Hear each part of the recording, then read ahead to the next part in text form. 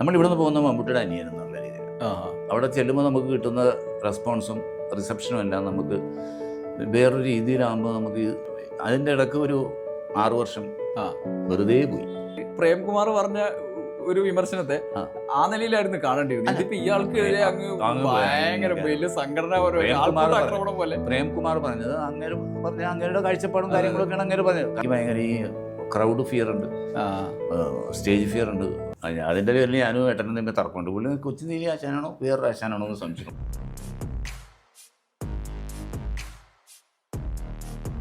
നമസ്കാരം, news at ഹൗസിൻ്റെ talk ഷോയിലേക്ക് സ്വാഗതം. ഇന്ന് നമുക്ക് വ്യത്യസ്തനായ ഒരു അതിഥിയാണ് എത്തിയിട്ടുള്ളത്. ആളെക്കുറിച്ച് ഞാൻ വിശദീകരിക്കുന്നില്ല. ഇബ്രാഹിം കുട്ടി പാണംപറമ്പിൽ. വേറെ ഒന്നും ഞാൻ പറയുന്നില്ല. സ്വാഗതം ഇക്ക പരിപാടിയിലേക്ക്. എന്താ ആദ്യം തന്നെ ചിരി? അതല്ല, നമസ്കാരം.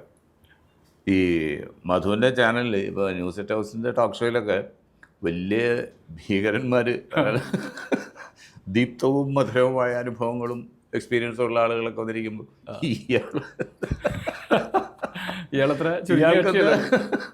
ഇയാൾക്കെന്താ ഇവിടെ കാര്യമെന്ന് ചോദിക്കരുത്. അല്ല, അത് ആളുകൾക്ക് മനസ്സിലാവും എന്താ കാര്യം സംസാരിച്ചു വരുമ്പോൾ മനസ്സിലാവും. അല്ല, ഒരു കാര്യം ആദ്യം തന്നെ വ്യക്തത വരുത്തിയിട്ട് പോവാ. ഇപ്പം മമ്മൂട്ടിയുടെ അനിയൻ കൂടിയാണ്. അതെ, ഈ മമ്മൂട്ടിക്ക് ഒരേ അനിയല്ലോ, പക്ഷെ നമ്മളൊക്കെ മമ്മൂട്ടിയുടെ അനിയൻ എന്ന് നിങ്ങളെയാണ് എഴുതി. അതെന്തുകൊണ്ട് അങ്ങനെ? അത് ഒരു പക്ഷേ ഈ മേഖലയിൽ എത്തിപ്പെട്ടതുകൊണ്ടാവാം. കുറച്ചുകൂടി ആൾക്കാർക്ക് അറിയാവുന്നത് തന്നെയാണ്. അനിയന് അത്ര വലിയ പോപ്പുലറല്ലാന്ന് വെച്ചാൽ അവൻ്റെ മേഖലയിലും പോപ്പുലറാണ്. അവൻ ബിസിനസ് ചെയ്യുന്ന ആളാണ്. ആ വഴിക്കൊക്കെ അവനെ അറിയാം. ഞാനിങ്ങനെ ഈ സീരിയലിലും സിനിമയിലൊക്കെ ഇങ്ങനെ ഓടി നടക്കണോണ്ട്. മമ്മൂട്ടി സിനിമയിൽ മെഗാതാരായിരിക്കുമ്പോൾ സീരിയലിൽ നിങ്ങൾ അനിഷേധനായ ഒരു താരമാണ്. അങ്ങനെയുണ്ടോ? സീരിയലിൽ അങ്ങനെയുണ്ടോ? അങ്ങനെ ഇപ്പോൾ മുൻനിര 3 ചാനലിലെ മുൻനിര ചാനലുകൾ 3-4 ആ സൂര്യലുണ്ട്. അത് ഞാൻ കുറേ കാലം ഇല്ലായിരുന്നു. കുറേ കാലം ഇല്ലായിരുന്നിട്ട് പിന്നെ ഒരു 4-5 വർഷത്തിന് ശേഷം വന്നങ്ങോട്ട് ഇതായതാണ്. നമുക്ക് അതിലേക്കൊക്കെ വരണം. നമുക്ക് ആദ്യം ചെമ്പിൽ നിന്ന് തന്നെ തുടങ്ങാം. എങ്ങനെയായി പ്രാഥമിക വിദ്യാഭ്യാസം ചെറുപ്പകാലമൊക്കെ ഓർക്കുന്നത്? പ്രാഥമിക വിദ്യാഭ്യാസം ആശാൻ കളരി പോയിട്ടുണ്ട്. അത് ശരി. ഞങ്ങൾക്കൊരു നീലകണ്ഠനാശാൻ, കൊച്ചു നീലി ആശാൻ എന്നാണ് വിളിക്കുക. അതിൻ്റെ പേരിൽ ഞാനും ഏട്ടനും തമ്മിൽ തർക്കമുണ്ട്. പുള്ളി കൊച്ചു നീലി ആശാനാണോ വേറൊരു ആശാനാണോ എന്ന് സംശയം. അല്ല, നീലകണ്ഠനാശാനാണ് കുടുംബമൊക്കെ കെട്ടിയിട്ട ഒരാളായിരുന്നു. അപ്പോൾ ഞങ്ങൾ നിലത്തെഴുത്തിന് അവിടെ പഠിപ്പിച്ചിട്ടുണ്ട്. വരും. ഞങ്ങൾ രണ്ടുപേരും നിലത്തെഴുത്ത് അവിടെ ഉണ്ടായിരുന്നു. പിന്നെ അത് കഴിഞ്ഞിട്ട് വേറൊരു ശങ്കുണ്ണി ആശാൻ എന്ന് പറഞ്ഞിട്ട് ആശാൻ്റെ അവിടെയാണ് ഹരിശ്രീ കുറിക്കണം. അത് കുറച്ച് ദൂരം പോകണം. അപ്പോൾ അവിടെ പോയി പഠിക്കുക, നടന്നു പോയി പഠിക്കാൻ. ഹരിശ്രീ മണ്ണിൽ ഹരിശ്രീ എഴുതിയത്. അതുകൊണ്ട് പിന്നെ ഞങ്ങളുടെ ചെമ്പിൽ തന്നെ ഒരു LP സ്കൂളുണ്ട്. LP സ്കൂൾ എന്ന് പറയുമ്പോൾ സെൻറ്റ് തോമസ് LP സ്കൂൾ, മഠത്തിൻ്റെ വക സ്കൂൾ, പള്ളി വക സ്കൂൾ. സിസ്റ്റർമാരൊക്കെ കന്യാസ്ത്രീകൾ പഠിപ്പിക്കുന്ന സ്കൂൾ. അവിടെ അവരായിരുന്നു 4ാം ക്ലാസ് വരെയുള്ള വിദ്യാഭ്യാസം. അത് കഴിഞ്ഞിട്ട് 5ാം ക്ലാസ്സിൽ വരുമ്പോൾ വിജയോദയം അപ്പർ പ്രൈമറി സ്കൂൾ എന്ന് പറഞ്ഞിട്ട് NSSൻ്റെ ഒരു സ്കൂളുണ്ടായിരുന്നു ചെമ്പിൽ തന്നെ. അതും നടന്നു വരാനുള്ള ദൂരമൊക്കെ ഉള്ളൂ. അപ്പോൾ അവിടെയാണ് 7ാം ക്ലാസ് വരെ. 7ാം ക്ലാസ്സിൽ നിന്ന് പാസ്സായി 8ാം ക്ലാസ്സിലേക്ക് പോയി. 8ാം ക്ലാസ്സിൽ പോയപ്പോൾ ക്ഷേത്രപ്രവേശനം മെമ്മോറിയൽ ഹൈസ്കൂൾ KPMHS പൂത്തോട്ടം. ചരിത്രപരമായ പോയിന്റുകളാണ്. പുത്തങ്കാവിൽ SNDPയുടെ സ്കൂൾ. ആദ്യം NSSൻ്റെ, പിന്നെ ആദ്യം ക്രിസ്ത്യൻ വന്നു, പിന്നെ NSSൽ വന്നു, പിന്നെ SNDPയിൽ വന്നു. അപ്പോൾ SNDPയുടെ ഇതിലുള്ള കീഴിലുള്ള സ്കൂളിലാണ് 10ാം ക്ലാസ് വരെ. അതിനിട്ട് പിന്നെ പ്രീ ഡിഗ്രി തേവര കോളേജിൽ. ആ സമയത്ത് ലോ കോളേജിൽ പഠിക്കും. നിങ്ങൾ തേവര കോളേജിൽ? ഞാൻ തേവര കോളേജിൽ. പോക്കുവരവ് ബസ്സിൽ സ്കൂൾ ബസ്സുണ്ട്. സ്കൂൾ ബസ്സല്ല, സ്റ്റുഡൻസ് ഉള്ളിൽ നിന്ന് വിട്ട് ട്രാൻസ്പോർട്ടിൻ്റെ ബസ് സ്പെഷ്യലായിട്ട്. അപ്പോൾ അതിൽ ഞങ്ങൾ രാവിലെ അതിൽ പോകും. രണ്ടാളും ഒരുമിച്ച് പോണ സംഭവങ്ങളൊക്കെ ഉണ്ട്. പുള്ളി പക്ഷേ ചിലപ്പോൾ അവിടെ ഹോസ്റ്റലിൽ ഫ്രണ്ട്സിൻ്റെ കൂടെ നിൽക്കും. ഞാനിങ്ങനെ പോരും. ഭയങ്കര കുഴപ്പമാണല്ലോ. കുഴപ്പമില്ല, പുള്ളി ഒരു ഓൾ ഇൻ ഓൾ ഇതായിരുന്നു. പക്ഷെ പഠിക്കുമായിരുന്നു. അങ്ങനെയൊക്കെയാണ് പ്രാഥമിക വിദ്യാഭ്യാസം. അങ്ങനെ ചെമ്പിൽ നിന്നാണ് പോയിക്കൊണ്ടിരുന്നതൊക്കെ. അത് ശരി. പക്ഷേ അത് ചെമ്പിൽ ഞാനൊരു 6ാം ക്ലാസ് വരെ, 6ാം ക്ലാസ് 7ാം ക്ലാസ്സിലൊക്കെ പഠിക്കുമ്പോൾ ഞങ്ങൾ ചെമ്പിലെ തറവാട്ട് വീട്ടിൽ നിന്ന് മാറി വേറൊരു വീട്ടിലേക്ക് താമസം മാറ്റി. അത് ശരി. ആ വീടിപ്പോൾ ഇല്ല, നിലവിലില്ല. ഞങ്ങളുടെ തറവാട് മാത്രമേ ഇപ്പോൾ നിലവിലുള്ളൂ. അപ്പോൾ അവിടെ നിന്നാണ് പിന്നീടുള്ള വിദ്യാഭ്യാസ കലാപരിപാടികളൊക്കെ നടത്തി. പിന്നെ തൊഴിൽ മേഖലയിലേക്ക് വരുന്നത്? തൊഴിൽ മേഖലയിലേക്ക് വരുന്നത് വിദ്യാഭ്യാസം കഴിഞ്ഞു. പിന്നെ തൊഴിലന്വേഷണം വലിയ കാര്യക്ഷമമായിട്ടൊന്നും ഉണ്ടായില്ല. ഈ ആഗ്രഹം എന്തായിരുന്നു?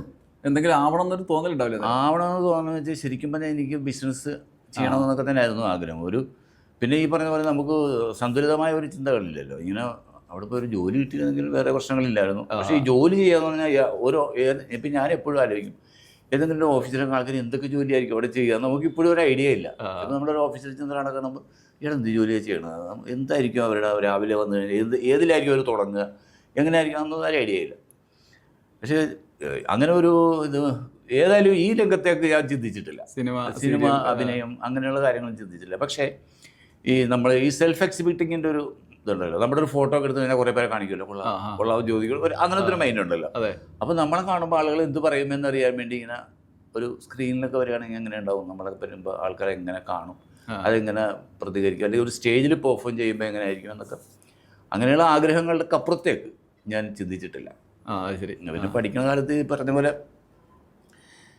ഡിഗ്രിക്ക് പഠിക്കുമ്പോൾ അഡ്മിഷൻ എടുക്കാൻ ഇറങ്ങുമ്പോൾ ഞാൻ മലയാളം എടുക്കണമെന്നായിരുന്നു എൻ്റെ ഏറ്റവും വലിയ ആഗ്രഹം. മലയാളം BA എടുക്കണം, എന്നിട്ട് മലയാളം MA പോകണം, അങ്ങനെയൊക്കെ ആഗ്രഹിച്ചാൽ പോയത്. പക്ഷെ മലയാളത്തിൽ ചെന്നപ്പോൾ മലയാളം അതിൽ ആൾ തികഞ്ഞു പോയി. പിന്നെ അഡ്മിഷൻ എടുത്തില്ല. അതെനിക്ക് എനിക്ക് ജീവിതത്തിലെ ഏറ്റവും വലിയ സങ്കടം ഉള്ള ഒരു കാര്യം ചോദിച്ചാൽ അതാണ്. എനിക്ക് മലയാളം BAക്ക് ചേരാൻ പറ്റിയില്ല എന്നുള്ള ഭയങ്കര സങ്കടം. അതിൽ പോയിട്ട് അറബി എടുത്തിട്ട് ഞാനും തോന്നുന്നു അറബി.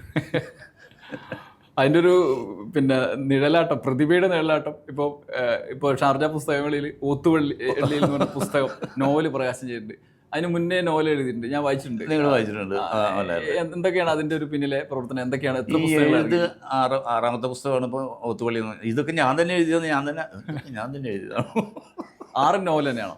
5 നോവലും ഒരു ചെറുകഥാ സമാഹാരം, അങ്ങനെയാണ് 5 നോവലാണ് എഴുതിയത്. അപ്പോൾ അതിൽ ഒരു കണ്ടന്റ് ഉണ്ടാകുക, അതിനെ എഴുതി പോവുക, അങ്ങനെ എഴുതി തുടങ്ങിയാൽ ഒരിഷ്ടമാണ് ഇങ്ങനെ ഇരുന്ന് എഴുതാൻ. അതൊരു എന്താ പറയുക, ഒരു എഴുത്തുകാരൻ്റെ ഭാഷയിൽ പറഞ്ഞാൽ അതൊരു ലഹരി ആയിട്ടിങ്ങനെ നമ്മളെ പിന്തുടരും. പിന്നെ ഇടക്ക് വന്നിട്ട് ഇങ്ങനെ റൈറ്റേഴ്സ് ബ്ലോക്ക് എന്ന് പറയുന്ന പോലത്തെ ഒരു ബ്ലോക്ക് വരും.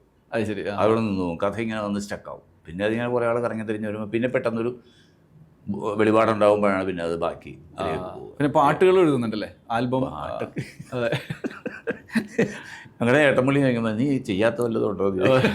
ഇച്ചൊക്കെ വായിച്ചിട്ടുണ്ടോ? നോവലൊക്കെ വായിച്ചിട്ടുണ്ടോ? ഒരു പിടുത്തമില്ല. പുള്ളി എപ്പോഴെങ്കിലും ഇതിനെക്കുറിച്ച് പറയാറുണ്ട്? പുസ്തകം ഞാൻ കൊണ്ട് അവിടെ ഏൽപ്പിക്കാറുണ്ട്, വായിക്കാറുണ്ട്, പക്ഷെ പറയില്ല, വായിച്ചാലും പറയാറ്. അത് ശരി. ഞാൻ വായിച്ചു കൊള്ളാം എന്നൊന്നും പറയുന്നു. ഒരു ശൈലിയാണ്, അത് സ്ഥിരം പരിപാടിയാണ്. നമ്മളെ പെട്ടെന്ന് അങ്ങനെ നമ്മളെ പറ്റി മറ്റുള്ളവർ പറയുമ്പോൾ പുള്ളിക്ക് ഇഷ്ടമാണ് അത്. അങ്ങനെ പറഞ്ഞു. ഇവിടെ പ്രസംഗിക്കാൻ പോയപ്പോൾ ഞാൻ ഓറേഷൻ പ്രസംഗിക്കും. അപ്പോൾ അവിടെ പ്രസംഗിച്ചപ്പോൾ എന്നെപ്പറ്റി അവൻ ഇങ്ങനെ പറഞ്ഞു എന്നൊക്കെ പറയും. അതായത് ഞാൻ പുള്ളി പറയണതല്ല, ആരോ പറഞ്ഞു ഇതിൻ്റെ ഭാഷയെക്കുറിച്ച് ഇങ്ങനെ നല്ല ഭാഷയാണെന്ന് പറഞ്ഞു എന്നൊക്കെ പറഞ്ഞാൽ നേരിട്ടങ്ങനെ. അത് നമുക്കറിയാവുന്ന ആളുടെ സ്വഭാവം നമുക്കറിയാം. നമ്മൾ ജനിച്ചാലും ഒരു മൂപ്പരെ കാണാനാണ്. പിന്നെ അതിൽ നിന്ന് നമ്മൾ നേരെ സിനിമയിലേക്ക് ഈ പറഞ്ഞ പോലെ അങ്ങനെ ഒരു അതിൻ്റെ ഇടയ്ക്ക് ഒരു 6 വർഷം വെറുതെ പോയി. അത് ശരി. അതെങ്ങനെ? സൗദി അറേബ്യയിൽ പോയിട്ട്.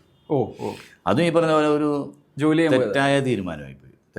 അത് ദുബൈയിൽ പോകാമെന്നായിരുന്നു ആദ്യം പറഞ്ഞത്. ദുബൈ സിനിമയുള്ള സമയത്ത്. പക്ഷെ അതിനു മുമ്പ് വേറെ ഒരുപാട് വേണ്ടാദിനങ്ങൾ ഞാൻ ചെയ്തിട്ടുണ്ട്. എനിക്കൊരു പ്രിന്റിംഗ് പ്രസ് ഉണ്ടായിരുന്നു, സ്ക്രീൻ പ്രിന്റിങ്ങിൻ്റെ.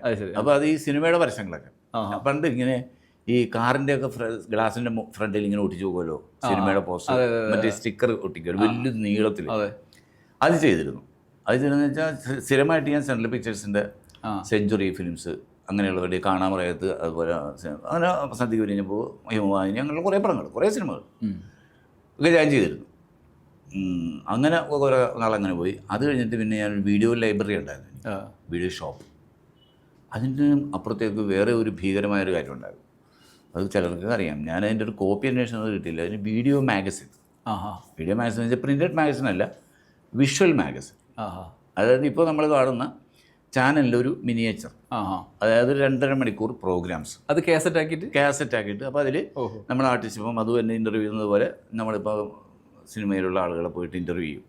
അത് ക്യാമറയൊക്കെ ഇട്ട് പോയിട്ട് ഇൻ്റർവ്യൂ ചെയ്യും. അത് മദ്രാസിൽ കൊണ്ടുപോയിട്ട് എഡിറ്റ് ചെയ്ത് മ്യൂസിക്കൊക്കെ ഇട്ട് ഞാൻ, രഞ്ജി പണിക്കർ, TG ശ്രീകുമാർ ക്യാമറമാൻ, ഞങ്ങൾ 3 പേരും കൂടിയായിരുന്നു അത് ശരി ഇത് നടത്തിക്കൊണ്ടിരുന്നത്. അതിൻ്റെ വണ്ടിയൊക്കെ ഇട്ട് ഇങ്ങനെ ലൊക്കേഷനുകളിലൊക്കെ പോകും. അപ്പോൾ രഞ്ജി പണിക്കർ അന്നേരം സിനിമയിൽ ചിത്രഭൂമിയിൽ വർക്ക് ചെയ്യും. ചിത്രഭൂമിയിൽ നിന്ന് വർക്ക് ചെയ്തത് സ്റ്റാഫല്ല, അതുപോലെ ഇങ്ങനെ ചിത്രഭൂമിയിലൊക്കെ സിനിമ പത്രപ്രവർത്തകരായിരുന്നു. അങ്ങനെ രഞ്ജി നമ്മുടെ കൂടെ കൂടി. അപ്പോൾ ഇതിൻ്റെ കമൻട്രി ഒക്കെ എഴുതേണ്ട രഞ്ജിയ ഈ സിനിമയുടെ നമ്മൾ ഇതിൽ പറയണമല്ലോ.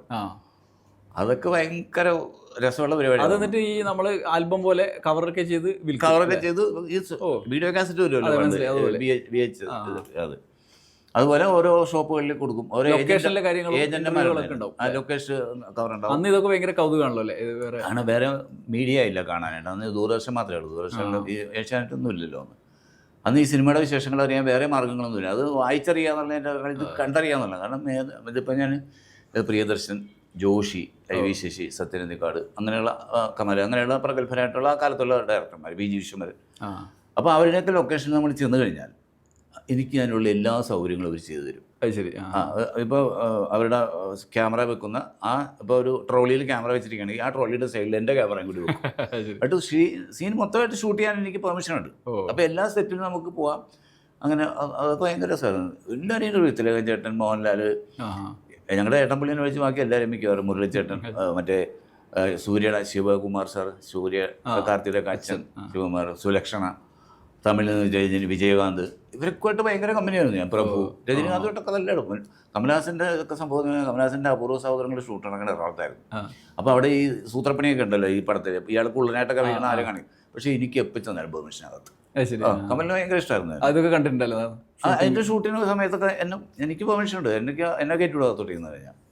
അങ്ങനെയൊക്കെ ഒരു റിലേഷനൊക്കെ ഉണ്ടായിരുന്നു. പിന്നെ അത് ഈ സൗദി അറേബ്യയിൽ പോയതോടുകൂടി അതിൻ്റെ കഥ കഴിഞ്ഞു. അവിടെ കട്ടായി കഴിഞ്ഞപ്പോൾ എനിക്ക് കോൺടാക്ട്സ് മുഴുവൻ പോയി. അപ്പോൾ അത് കഴിഞ്ഞിട്ട് പിന്നെ സൗദി അറേബ്യയിലെ 6 വർഷം.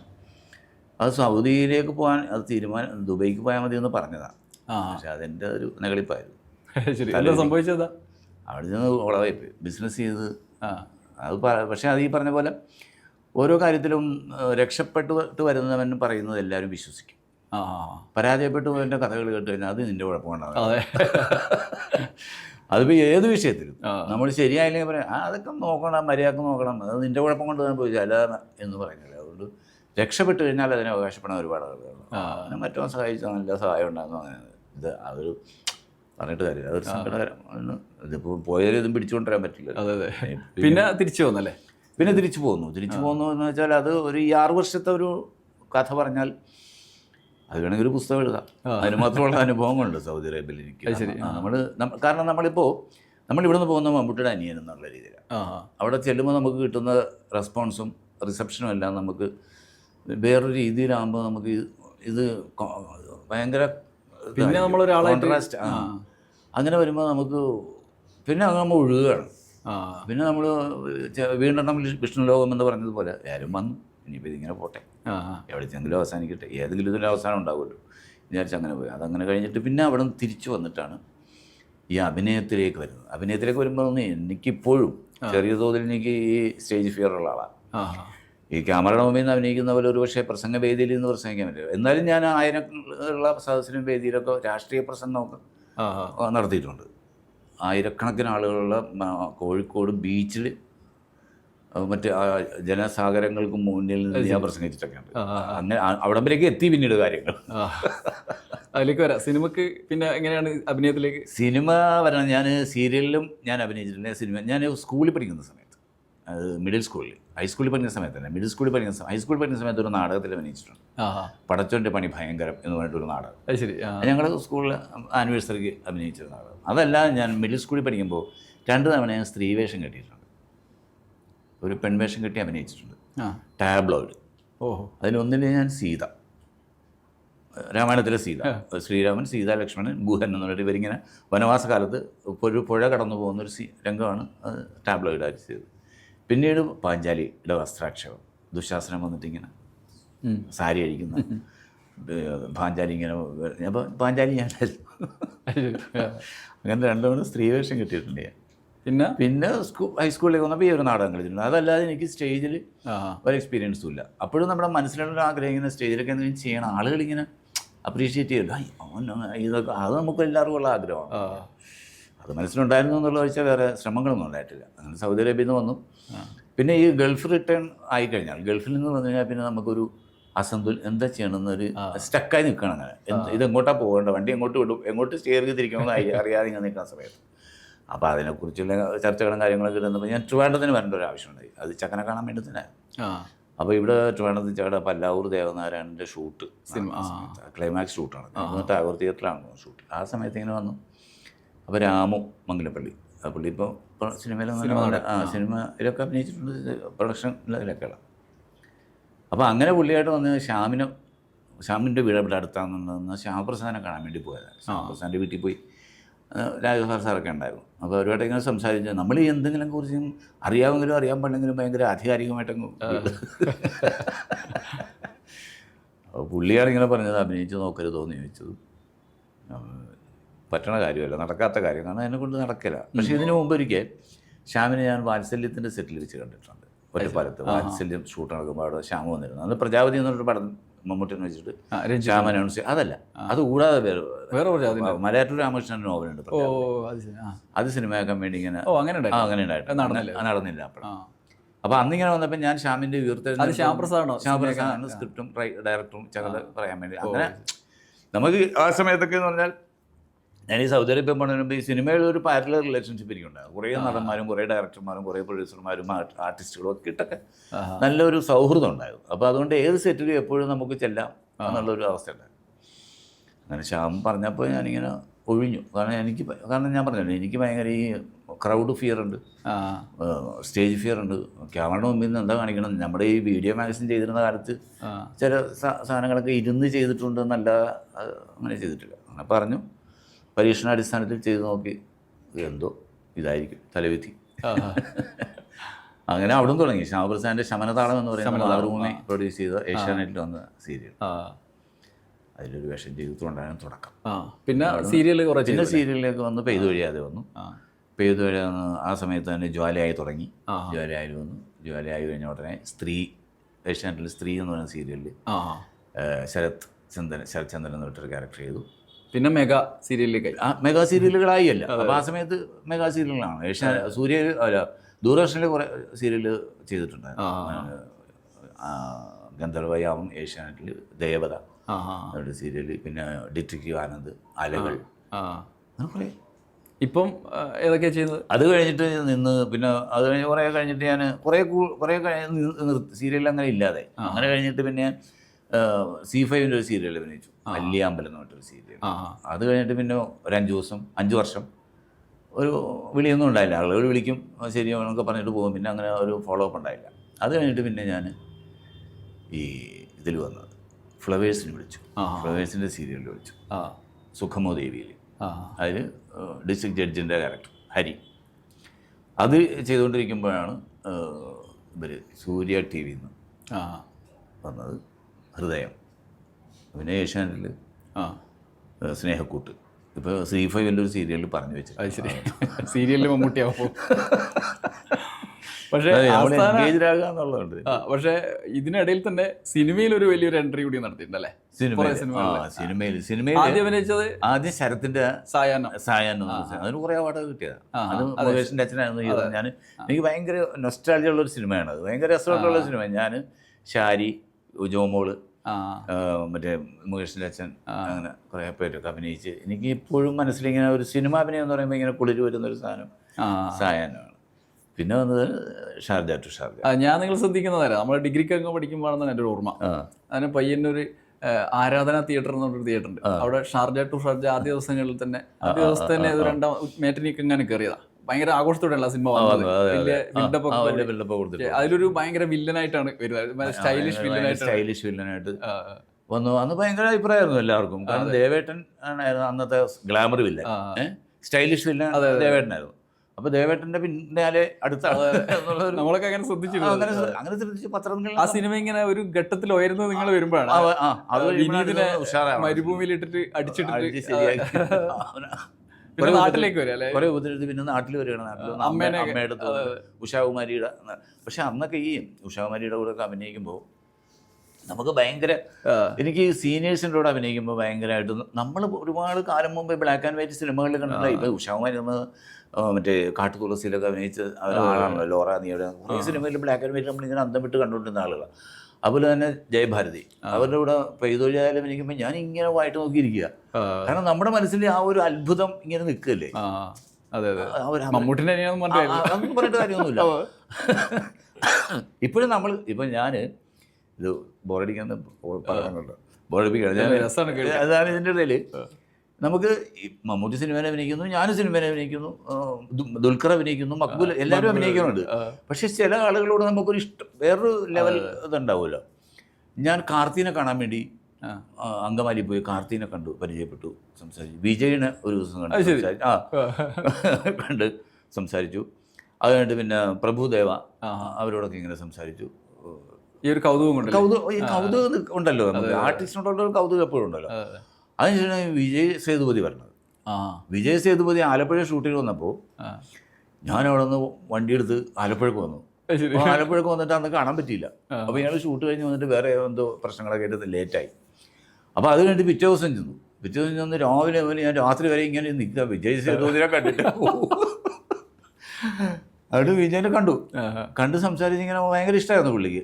പുള്ളി അപ്പോൾ ചോദിച്ചത്, അല്ല പുള്ളി എന്നോട് ചോദിക്കുക, അല്ല എനിക്കൊരു സംശയം, നിങ്ങളുടെ വീട്ടിൽ സിനിമാടന്മാരില്ലാഞ്ഞിട്ടാണോ ഞങ്ങളൊക്കെ കാണാൻ വേണ്ടി ഇത്രയോ കഷ്ടപ്പെട്ടു, ഇന്നലെ വന്നിട്ട് പോയി കാണാൻ പറ്റില്ല, അപ്പോൾ ഇന്നും വന്ന് ഇത്രയോ നേരം ഇരുന്നു എന്നൊക്കെ പറയുമ്പോൾ പുള്ളിക്ക് ഭയങ്കര ഇഷ്ടമായിരുന്നു. പക്ഷെ നമുക്ക് അങ്ങനെ ഉണ്ടല്ലോ സിനിമാക്കാരെ കാണുമ്പോൾ ഒരു കൗതുകം. അതെ, ഈ കൗതുകത്തിൻ്റെ കാര്യം പറഞ്ഞപ്പോൾ ഒരു തവണ ഇക്ക വീട്ടിൽ വന്ന സമയത്ത് എൻ്റെ വീട്ടിലെ അടുത്ത വീട്ടിലൊരു പയ്യൻ വന്നിട്ട് നിവേദ് വന്നിട്ട് ചോദിച്ചു, മമ്മൂട്ടി എവിടെ എന്ന് ചോദിച്ചു. അപ്പൊ മൂപ്പര് പറഞ്ഞു, ഞങ്ങൾക്ക് എന്നെ മൂപ്പരെ കാണാൻ കിട്ടുന്നില്ല എന്ന് പറഞ്ഞു. അല്ലെ, ഈ മമ്മൂട്ടിയായിട്ടുള്ള ഇങ്ങനെ കൂടിക്കാഴ്ചയൊക്കെ എങ്ങനെയായി? നമുക്കെപ്പോൾ ഇങ്ങനെ കാണാം പുള്ളി, പക്ഷെ വീട്ടിലുണ്ടാവും. അല്ലെ, കുടുംബക്കാരെയൊക്കെ ഇടക്കിടക്ക് കുടുംബക്കാരെ അങ്ങനെ ഈ പറഞ്ഞ പോലെ നമ്മൾ എന്തെങ്കിലും ആവശ്യമുണ്ടെങ്കിൽ വീട്ടിൽ അതിനൊരു ഫോർമാൽ ഒരു ഇതുണ്ടല്ലോ, ഫോർമാലിറ്റീസ്, അങ്ങനെയൊന്നുമില്ല പുള്ളി. അങ്ങനെ പറ്റിയ വരും, പറ്റിയ വരില്ല, അത്രേ ഉള്ളൂ. അപ്പോൾ നമ്മൾ ചെല്ലുമ്പോൾ മൂപ്പര് അവിടെ തിരക്കാണെങ്കിൽ നമ്മൾ വേണപ്പോൾ കാണാതെ വരും. പുള്ളിയോടെ സംസാരിച്ചിരിക്കണേ നമ്മൾ ഇപ്പറേ കൂടി ഒരു ഇടത്തിലൂടെ കണ്ട് സംസാരിച്ച് കാര്യങ്ങളൊക്കെ പറയുന്നത് നമ്മളെപ്പറേ കൂടി ഇങ്ങോട്ട് പോരും. പുള്ളിനെ കാണലും വളരെ പോകും, കാരണം പുള്ളിക്ക് എപ്പോഴും തിരക്കും കാര്യങ്ങളൊക്കെ ആയിരിക്കും. അതുകൊണ്ട് അയ്യോ കണ്ടില്ലല്ലോ, ഇനി പുള്ളി എന്ത് വിചാരിക്കും എന്ന് അങ്ങനെ പുള്ളിയൊന്നും വിചാരിക്കാനും നമുക്കറിയാം. അവൻ വന്നിട്ട് പോയെന്നിട്ട് എന്നെ കണ്ടില്ലല്ലോ, അവൻ വന്നിട്ട് അപ്പോൾ ചവർത്താൻ വന്നിട്ടിരിക്കുക. അത് ശരി, അത്രേ ഉള്ളൂ. അതിൻ്റെ പ്രത്യേകത അയ്യോ എന്നാൽ ഉടനെ എന്നെ വിളിച്ചാൽ നീ വന്നിട്ട് എനിക്ക് കാണാൻ പറ്റില്ല, അങ്ങനത്തെ പരിപാടിയുള്ളൂ. അപ്പോൾ ഈ സിനിമയിലേക്ക് വരുന്ന സമയത്ത് ഇപ്പൊ ഷാർജയിലെ ഒരു പ്രധാനപ്പെട്ട റോൾ കൂടിയാണ്. മൂപ്പരെന്താ അതിനോടുള്ള സമീപനം? പുള്ളി ഇപ്പോഴും എൻ്റെ അഭിനയം ഗൗരവമായിട്ട് എടുത്തിട്ടില്ലല്ലോ. ശരി. അല്ല, നാട്ടുകാരിയായിരിക്കും മമ്മൂട്ടി പറഞ്ഞാൽ പോലെ 2 റോൾ കിട്ടുമല്ലോ അങ്ങനെ വിചാരിക്കും ആളുകൾ. പക്ഷെ മമ്മൂട്ടി പറയേണ്ട കാര്യമൊന്നുമില്ല, ഞാൻ മമ്മൂട്ടിയുടെ അനിയനാണെന്ന് ഞങ്ങളൊക്കെ അറിയാവുന്നതിനേക്കാൾ കൂടുതൽ ഈ സിനിമക്കാർക്ക് അറിയാം. അങ്ങനെയാണ് വിളിച്ചാൽ പോലെ. അതെ, നമ്മൾ ഈ ആളുകൾ പറയുമ്പോൾ മമ്മൂട്ടിയുടെ അനിയനാണ്, ശരിയാണല്ലോ മമ്മൂട്ടിയുടെ അനിയനാണല്ലോ എന്ന് പറയാം. സിനിമക്കാർക്ക് അറിയാം, അവർക്ക് എന്നെ വിളിച്ചാൽ മതിയല്ലോ. അതിന് മമ്മൂട്ടി പറഞ്ഞാലേ അഭിനയിപ്പിക്കും എന്നുള്ള വാശി പിടിക്കുന്ന കാര്യമൊന്നുമില്ല. അതൊക്കെ ഓരോരുത്തരുടെ ഓരോ. അങ്ങനെ ഇപ്പോൾ മക്ബൂൽ അഭിനയിക്കുന്നത് ദുൽഖറല്ല, ആരും മമ്മൂട്ടി പറഞ്ഞിട്ടല്ലല്ലോ, അവരുടെ ശ്രമങ്ങൾ അങ്ങനെ നടക്കും. അല്ല, ഇങ്ങനെ ഇപ്പം മക്ബൂലൊക്കെ അഭിനയിക്കുമ്പോൾ മൂപ്പരുടെ ഒരു എന്തെങ്കിലും സംസാരിക്കും, അഭിനയത്തെ പറയോ, ചോദിക്കും ഏതൊക്കെ പടം ചെയ്യണം, എന്താ സംഭവം, എങ്ങനെയാണ് നമ്മൾ ചെയ്യുന്നതിനെ പറ്റി അഭിപ്രായം പറയും. എന്നോട് പറഞ്ഞിട്ടില്ല ഇത്. അപ്പോൾ കുറേ നാൾ കഴിഞ്ഞിട്ട്, കാരണം ഈ ഷാർജ വന്ന് കുറേ കാലം കഴിഞ്ഞപ്പോൾ പുള്ളി എവിടെ നിന്ന് ഇത് കണ്ടു, നീ ഒരു കുഴപ്പമില്ലാതെ അതിൽ അഭിനയിച്ചിട്ടുണ്ട്, അങ്ങനെ അത്രയൊക്കെ പറയുള്ളൂ. കാരണം നമുക്ക് അത്രയൊക്കെ പുള്ളി ഗൗരവത്തിൽ നിൽക്കുന്നതാണ് നമുക്കിഷ്ടം. പുള്ളി സോഫ്റ്റ് ആയി കഴിഞ്ഞാൽ അതിൻ്റെ ഒരു ചാമിങ് അങ്ങ് പോകും, അതിൻ്റെ ഒരു അത് പോകും. അപ്പോൾ ഈ ഷാർജ ടു ഷാർജ കഴിഞ്ഞ് പിന്നെ സിനിമകളിൽ എങ്ങനെയാണ് കണ്ടിന്യൂഷൻ? പിന്നെ സിനിമകൾ അന്ന് അതിനോട് ചേർന്ന് വന്ന സിനിമകളാണ് ഒന്നാമൻ, മോഹൻലാലിൻ്റെ, പിന്നെ ജയറാമിൻ്റെ മാജിക് ലാമ്പ്. ആ സിനിമകളൊക്കെ എൻ്റെ പേരിങ്ങനെ കണ്ടു, എൻ്റെ അടുത്ത് ഇങ്ങനെ പറഞ്ഞു, ഇങ്ങനെ ഒരു വേഷം ഉണ്ടാകും, ഇതൊരു വേഷം ഉണ്ടാകും പറഞ്ഞു. അങ്ങനെ പറഞ്ഞ ഓർമ്മയേ ഉള്ളൂ.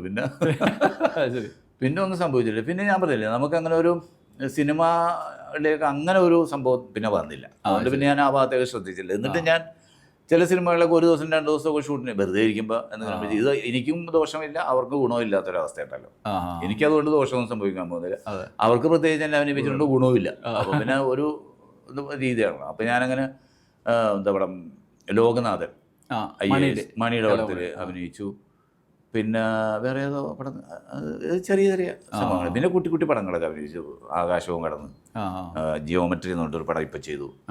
പിന്നെ മെമ്മറി പ്ലസ്, അങ്ങനത്തെ പല പ്രശ്നം. ഇതാകെ ഇങ്ങനെ വന്നു പോകുന്നു എന്നുള്ളു. അപ്പോഴേക്ക് തിരക്കായില്ല സീരിയലിൽ തിരക്കായി എന്ന് പറയുമ്പോൾ നമ്മൾ ഈ പറഞ്ഞ പോലെ നമുക്ക് ഇവിടെ നമ്മുടെ പ്രായത്തെക്കുറിച്ചും ഒക്കെ ആളുകൾക്ക് ബോധമുണ്ടല്ലോ. അപ്പോൾ നമ്മളിങ്ങനെ വീട്ടിലിരുന്ന് ഒന്നും ചെയ്യാനില്ലാതിരിക്കുന്നതിനേക്കാൾ നമ്മൾ എൻഗേജ്ഡ് ആകുക എന്നുള്ളൊരു വിഷയം. ഇതിപ്പോൾ ഞാനിപ്പോൾ ഇങ്ങനെ വരുന്നതുകൊണ്ടാണ് ഇപ്പോൾ മധുവിനെ കാണുന്നത്, സംസാരിക്കുന്നത്. അപ്പോൾ കുറേ ആൾക്കാരായിട്ട് ഇൻട്രാക്ട് ചെയ്യാൻ പറ്റും, നമ്മുടെ ആ ഒരു ലെങ്ത്തിൽ ചിന്തിക്കുന്നവരുമായിട്ടൊക്കെ സംസാരിക്കാൻ പറ്റും. അങ്ങനെ നമുക്ക് കമ്മ്യൂണിക്കേറ്റ് ചെയ്യാനൊക്കെ എനിക്ക് ഇഷ്ടമാണ്, ആളുകളോട് സംസാരിക്കാനും. അതുപോലെയുള്ള വിഷയങ്ങളൊക്കെ വരുമ്പോൾ ഇപ്പോൾ എഴുത്തിനെ കുറിച്ച് പറയുമ്പോൾ, അല്ലെങ്കിൽ പുസ്തകങ്ങളെക്കുറിച്ച്, സാഹിത്യത്തെക്കുറിച്ച്, സിനിമയെക്കുറിച്ച്, പൊളിറ്റിക്സ് പറഞ്ഞാലും ഇഷ്ടമാണ് പറയാൻ. അത് പറഞ്ഞപ്പോഴാണ് ഈ നേരത്തെ വലിയ ആൾക്കൂട്ടത്തെ അഡ്രസ്സ് ചെയ്ത കാര്യം പറഞ്ഞില്ല. അപ്പോൾ ഒരു ഘട്ടത്തിൽ മുസ്ലിം ലീഗിന്റെ പ്രധാനപ്പെട്ട ഒരു പ്രാസംഗികനായി നിങ്ങൾ തിളങ്ങി നടന്ന കാലമാണ്. അതൊരു കാലം. അതെന്ന് വെച്ചാൽ മുനീറുമായിട്ടുള്ളൊരു സൗഹൃദം ഉണ്ടായിരുന്നു. മുനീറുമായിട്ടുള്ള സൗഹൃദത്തിൻ്റെ പേരിലാണ്. അപ്പം നമുക്ക് ഞാൻ പറഞ്ഞല്ലോ, എനിക്ക് എൻഗേജ്ഡ് ആകുക, ജനങ്ങളോട് ഇടപഴകുക, ജനങ്ങളുടെ ഇടയിൽ ഇങ്ങനെ പ്രവർത്തിക്കുക എന്നൊക്കെ പറഞ്ഞ അങ്ങനൊരു ചിന്തയുണ്ട് മനസ്സിലാക്കുക. ഒരു സാമൂഹ്യ പ്രതിബദ്ധത ഉള്ള ആളാണ് ഞാൻ എന്നൊരു തോന്നൽ പോലെ ഞാനിങ്ങനെ അതിനൊക്കെ ചാടി ഇടപെടും. അപ്പോൾ നമ്മളിങ്ങനെ നമ്മുടെ പബ്ലിക്കിൻ്റെ ഫേസിൽ തന്നെ നമുക്കൊരു പ്ലാറ്റ്ഫോം വേണം. ആ പ്ലാറ്റ്ഫോം വേണമെന്ന് ഒരു ബാക്ക്ഗ്രൗണ്ട് വേണം. ആ ബാക്ക്ഗ്രൗണ്ടിലേക്ക് നമുക്ക് ഏറ്റവും ഉചിതമായി അന്ന് തോന്നിയത് മുസ്ലിം ലീഗാണ്. കാരണം എനിക്ക് കുറച്ച് കണക്ഷൻസ് ഉണ്ട്. കുഞ്ഞാലിക്കുട്ടിനെ അറിയാം, ഇ.ടി. മുഹമ്മദ് അറിയാം, മുനീറിനെ അറിയാം, തങ്ങളുമായിട്ടൊരു സൗഹൃദം ഉണ്ട്. താനും പണക്കാട്ട് ശിഹാബ് തങ്ങളുമായിട്ടൊരു സൗഹൃദമാണ്. അപ്പോൾ അങ്ങനെ വെച്ചിട്ടുണ്ടെങ്കിൽ മുസ്ലിം ലീഗിലേക്ക് വരണം. പിന്നെയെന്ന് വെച്ച് കഴിഞ്ഞാൽ നമ്മൾ അന്ന് 25 വർഷങ്ങൾക്ക് മുമ്പുള്ള നമ്മുടെ മനസ്സിലുള്ള ചിന്ത പാർശ്വവൽക്കരിക്കപ്പെടുന്ന ഒരു സമൂഹം, അങ്ങനെയൊക്കെയാണല്ലോ പറഞ്ഞു വെക്കുക. മുസ്ലിം സമുദായത്തിന് അങ്ങനെ പിന്നെ ഒരു പുരോഗതിക്കപ്പെടേണ്ട അല്ലെങ്കിൽ പുരോഗമനത്തിലേക്ക് വരേണ്ടവരാണ്, അവർക്ക് കുറേ ഇത് വേണമെന്നൊക്കെ പറഞ്ഞപ്പോൾ നമുക്ക് തോന്നി കുറേ നമ്മൾ അതുമായിട്ട് ബന്ധപ്പെട്ടിട്ട് കുറച്ച് കാര്യങ്ങൾ ചെയ്യാൻ പറ്റും എന്നൊക്കെ പറഞ്ഞാൽ അതിന് നടന്നു 10-25 വർഷം. എന്തോ കാര്യം ഉണ്ടായോ, ഒന്നും സംഭവിച്ചില്ല. പിന്നെ ഇപ്പോൾ മാറി ചിന്തിച്ചത് എനിക്ക് സമീപകാലത്തൊരു പിന്നെ പ്രോ ലെഫ്റ്റ് നിലപാടിലേക്ക് മാറി. അതെന്താണെന്ന് വെച്ചാൽ ഇതിപ്പോൾ നമ്മൾ അനുഭവിച്ച കാര്യങ്ങൾ നമുക്ക് പറയണതിന് ഇപ്പോൾ അതിന് ആരുടെയും സാക്ഷ്യപത്രം വേണ്ടല്ലോ. ഞാൻ അനുഭവിച്ച കാര്യങ്ങളാണ്. അവിടെ നിന്ന് വെച്ചിട്ടുണ്ടെങ്കിൽ ആ കാലത്തൊക്കെ ഞാൻ പോകാത്ത മുസ്ലിം ലീഗിന് വേണ്ടി ഞാൻ പോകാത്ത പഞ്ചായത്തും ഇല്ല, കോർണർ മീറ്റിങ്ങുകളും ഇല്ല. പഞ്ചായത്ത് ഇലക്ഷൻ വന്നാലും, ഈ അസംബ്ലി ഇലക്ഷൻ വന്നാലും, പാർലമെൻറ്റ് ഇലക്ഷൻ വന്നാലും ഞാൻ അതിൽ സന്നിഹിതനാണ്. അപ്പോൾ ഞാൻ ഇങ്ങനെ പോകും, എല്ലായിടത്തും പോകും, പ്രസംഗിക്കും. ആളുകളും മമ്മൂട്ടിയുടെ അനിയൻ്റെ പ്രസംഗമല്ല, അതുപോലെ ലീഗിൽ പാർട്ടിയിലേക്ക് വരുന്നതും ലീഗിൻ്റെ ഇതിലേക്ക് വരുന്നു എന്നുള്ള ഒരു ഇത് വെച്ചിട്ട് നമുക്ക് ഒരുപാട് പബ്ലിക്കും ഒക്കെ ഉണ്ട്. ഞാനത് ഒരുപാട് പേർക്ക് എതിരായിട്ടൊക്കെ സംസാരിക്കുകയും പ്രസംഗിക്കുകയൊക്കെ ചെയ്യുന്നുണ്ട്. പക്ഷെ അങ്ങനെ പ്രസംഗിച്ചു എന്നല്ലാതെ പ്രത്യേകിച്ച് നമുക്ക് കാര്യങ്ങളൊന്നും ഉണ്ടായില്ല. കലാസാംസ്കാരികവുമായി ബന്ധപ്പെട്ടൊരു സംഭവത്തിന് കുറച്ചുകൂടി സപ്പോർട്ട് കിട്ടിയിരുന്നെങ്കിൽ ഞാൻ എന്നിട്ട് അവരുടെ തന്നെ കേരള സംസ്കൃതി എന്നിട്ടൊരു സംഘടന ഉണ്ടാക്കിയത് മുസ്ലിം ലീഗിൻ്റെ. പക്ഷെ അതിനനുസരിച്ചുള്ള ഒരു ബാക്കപ്പ് അവിടെ നിന്ന് കിട്ടിയില്ല പല. അപ്പോൾ അത് കിട്ടാതെ പിന്നെ ഞാനിങ്ങനെ മടുത്തു കഴിഞ്ഞ് പിന്നെ ഞാൻ സൗഹൃദത്തിൻ്റെ പേരില്ലേ. അപ്പോൾ എനിക്ക് പാണക്കാട്ട് പോയി കഴിഞ്ഞാൽ തങ്ങളുടെ ബെഡ്റൂമിൽ കയറ്റിരുത്തി പുള്ളി ഈ കാഷ്യൂ നട്ട്സ് എപ്പോഴും കഴിക്കും. അപ്പോൾ അതൊക്കെ തരും. അതൊക്കെ തിന്നിങ്ങനെ സിനിമയുടെ കാര്യമൊക്കെ ചോദിക്കും, മമ്മൂട്ടിയുടെ കാര്യമൊക്കെ ചോദിക്കും. ഉച്ചക്കായിട്ടും നല്ല സൗഹൃദം. അപ്പോൾ നമുക്ക് അതുപോലെ മരിച്ചുപോയി. അപ്പോൾ അന്ന് പുള്ളി എന്നടുത്ത് പറഞ്ഞു എന്താ പരിപാടി ഇനി. അപ്പോൾ എൻ്റെ അടുത്തൊരു ദിവസം ചോദിച്ചത്, ഇപ്പോൾ ലീഗുകാർ കേട്ടാൽ എനിക്ക് പ്രശ്നമൊന്നുമില്ല, എൻ്റെ അടുത്ത് ചോദിച്ചതാണ് ലീഗിൻ്റെ പേരും പറഞ്ഞിട്ട് ഇനി വല്ല പഞ്ചായത്തിലും പോകാനുണ്ടോ എന്ന് ചോദിച്ചു. നമ്മൾ ഏകദേശം പഞ്ചായത്തുകളൊക്കെ കവർ ചെയ്ത് അതൊക്കെ തന്നെ ഉണ്ടാവുള്ളൂ. പക്ഷേ ഇപ്പോഴും നമ്മൾ സൗഹൃദത്തിന് കൂടെ ഒന്നുമില്ല. പക്ഷേ ഞാനിപ്പോൾ പാർട്ടിയുടെ പരിപാടിക്കൊന്നും പോകാറില്ല. പക്ഷേ എന്നാലും എനിക്ക് ഇപ്പോൾ നമുക്ക് പിണറായിട്ട് നല്ല സൗഹൃദമുണ്ട്, രാജനുമായിട്ട് നല്ല സൗഹൃദമുണ്ട്. അങ്ങനെ കാണും അവരുമായിട്ടും ഇവരുമായിട്ടും കോൺഗ്രസിലുള്ള ആളുകളുമായിട്ടൊക്കെ നല്ല സൗഹൃദം തന്നെയാണ്. ഇപ്പോൾ രമേശ് ചെന്നിത്തലയായിട്ട് നല്ല സൗഹൃദമുണ്ട്, ബി സതീശനുമായിട്ട് സൗഹൃദമുണ്ട്, ഇതൊക്കെ ഉണ്ട്. പക്ഷേ എന്നാലും നമ്മുടെ രാഷ്ട്രീയമായ ചില കാഴ്ചപ്പാടുകൾ നമുക്ക് സ്പേസ് കിട്ടുന്ന സ്ഥലങ്ങൾ എന്നുള്ളതിൻ്റെ അപ്പുറത്തേക്ക് നിലപാടുകളുള്ളവരൊപ്പം നിൽക്കാമെന്ന് നമ്മൾ ചിന്തിക്കുമല്ലോ. അങ്ങനെ പറയുന്ന നിലപാടുകൾ തുടർന്നോ ഇല്ലെന്ന് നമുക്കറിയില്ല, പക്ഷേ നിലപാടുകൾ പറയുന്നവരാണ്. അതുകൊണ്ട് ഞാനെപ്പോഴും ലീഗുകാരോട് പറയും നിങ്ങൾ എന്നെ കമ്മ്യൂണിസ്റ്റ് ആക്കിയോ. ചുരുക്കത്തിൽ കമ്മ്യൂണിസ്റ്റ് ആയില്ല. അങ്ങനെയല്ല, ഞാൻ അങ്ങനെ പോകാറില്ല. ഞാനിപ്പോൾ സ്വരാജ് അവിടെ കാഴ്ചപ്പാടുകളുണ്ട് എനിക്ക് കുറേ. ദേശീയ തലത്തിൽ തന്നെ ഒരു ഹിന്ദുത്വ രാഷ്ട്രീയത്തിനെതിരെ കേരളത്തിലുള്ള ശബ്ദം എന്നുള്ള നിലയിൽ തിരിച്ചറിയുന്നതുണ്ട്. അങ്ങനെയാണോ കാണുന്നത്? അത് അങ്ങനെയില്ല. അത് ഈ പറഞ്ഞതുപോലെ എനിക്ക് ഈ ജാതി രാഷ്ട്രീയം പക്ഷേ ഇപ്പം തോന്നുന്നു ആലോചിച്ച് നോക്കിയേ, ഇത് നമ്മളെ എഫക്റ്റ് ചെയ്യുന്നുണ്ടോ ഈ സംഭവം? ഇല്ല. ഇപ്പം ഞാൻ മുസ്ലിം, മധു ഹിന്ദു, നമുക്ക് പറ്റുന്ന പ്രശ്നം. അതെ അതെ, ഇത് ഒരു രാഷ്ട്രീയ ലെയറാണ്. ആ ലെയറിൽ നിൽക്കുകയാണ് ഈ സാധനം. അത് അവരുടെ താല്പര്യങ്ങൾക്കും അല്ലെങ്കിൽ അവരുടെ നിലനിൽപ്പിനും വേണ്ടി ഉപയോഗിക്കുന്നതിൻ്റെ അപ്പുറത്തേക്ക് ഇത് ജനങ്ങളെ ബാധിക്കുന്നില്ല. ജനങ്ങളെ ബാധിക്കുന്നത് എപ്പോഴാണെന്ന് വെച്ചാൽ അതിൻ്റെ പേരിൽ സംഘർഷങ്ങൾ ഉണ്ടാകുന്നത്, റേറ്റ്സ് ഉണ്ടാകുമ്പോഴാണ് ജനങ്ങളത് ബാധിക്കുന്നത്. നിങ്ങൾ മതം പറഞ്ഞോളൂ, ജാതി പറഞ്ഞോളൂ, നിങ്ങൾ ജാതിക്കാരെ സ്വീകരിച്ചോളൂ, മതക്കാർ, അതൊന്നും നമ്മളെ ബാധിക്കുന്ന പ്രശ്നങ്ങളല്ല. പക്ഷെ അതിൻ്റെ പേരിൽ ലഹളകളും സംഘർഷങ്ങളും ഉണ്ടാകുമ്പോഴാണ് ഇത് നമ്മളെ ബാധിക്കുന്നു. നമ്മുടെ ഒരു സുരക്ഷിതത്വ ബോധം നഷ്ടപ്പെട്ട് നമുക്കൊരു ഉൾഭയം ഇങ്ങനെ കിടക്കും. അതിപ്പോൾ ഹിന്ദുക്കൾക്കും ഉണ്ടാകും, മുസ്ലിങ്ങൾക്കും ഉണ്ടാകും, ക്രിസ്ത്യാനികൾക്കും ഉണ്ടാകും, എല്ലാവർക്കും ഉണ്ടാകും ഒരു ഉൾഭയം. ഇതിപ്പം മുസ്ലിംസ് കയറി ക്രിസ്ത്യനെ അടിക്കോ, ക്രിസ്ത്യൻ കയറി ഹിന്ദുവിനെ അടിക്കോ, ഹിന്ദു കയറി മുസ്ലിമിനെ അടിക്കോ എന്നൊരു ഉൾഭയം എല്ലാവർക്കും ഉണ്ട്. ആ ഉൾഭയത്തിൽ നിന്നുണ്ടാകുന്ന എന്താ പറയുക, ഒരു പ്രിവെൻഷൻ, ഒരു ഇതുണ്ടല്ലോ, മുൻകരുതൽ എടുക്കലായിരിക്കും ഒരു പക്ഷേ ഇതൊക്കെ. ഇത് രാഷ്ട്രീയത്തിൻ്റെ നിലപാടിൻ്റെ അപ്പുറത്തേക്ക് ജനങ്ങളുടെ മനസ്സിൽ അങ്ങനെ. പിന്നെ ഈ തീവ്ര ജാതി പറയുന്ന ആൾ, തീവ്ര ഹിന്ദുത്വവും തീവ്ര മുസ്ലിമും ഇസ്ലാമിസവും ഒക്കെ പറയുന്ന ആളുകളുടെ മനസ്സിലുണ്ടായേക്കാം. പിന്നെ ഇത് ചാനലുകാർക്കൊരു ഉത്സവമല്ലേ. എനിക്ക് ഈ ചാനലിൽ പറയുന്ന കാര്യങ്ങളിലൊന്നും വലിയ വിശ്വാസമൊന്നുമില്ല, പ്രത്യേകിച്ച് ഈ യൂട്യൂബ് ചാനലുകളൊന്നും.